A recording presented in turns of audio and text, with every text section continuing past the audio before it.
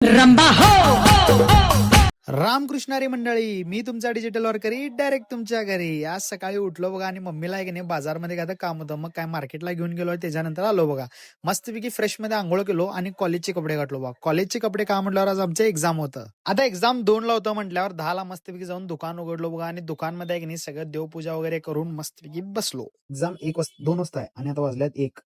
तर direct PDF आहे की नाही चॅट जीपीटीवर टाकलोय बघा. मग काय चॅट जीपीटी नाही बघा की सगळे दिलंय. अभ्यास दणक्यात होणार हो. डोकं असं लावायचं बघा, अर्धा तासात अभ्यास करून राईट.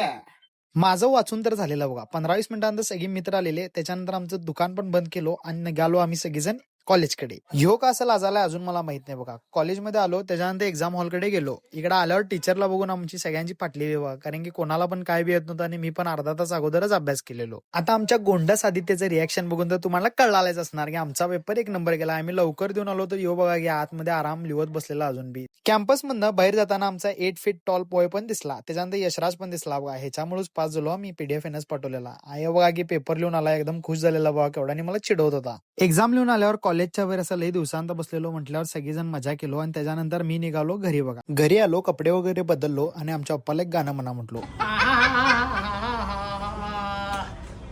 गाणं तर काय म्हटले नाही, खरं सूर एकच नंबर होता. त्याच्यानंतर दुकानात आलो आणि दुकान उघडलो बघा. लई दिवस झालं वाळा पिलो नाही म्हटल्यावर दादाकडे गेल्यावर दादाचं स्टाईल बघा की कसलं एकदम युनिकच आहे की नाही. नाद करता काय. साहिल तिकडे आहे, त्याला मी म्हटलं हे दुकान बंद करून मी घरी आलोय झोपाला आणि इकडे मस्त मी वाळा प्यायला आलेलो. आता 1 मिनिट थांबा तुम्ही आहे की नाही. हे बघा फोटो टाकलाय, सेल्फी टाकलाय, त्याला सेल्फी टाक म्हटलं मी, सेल्फी टाकलाय.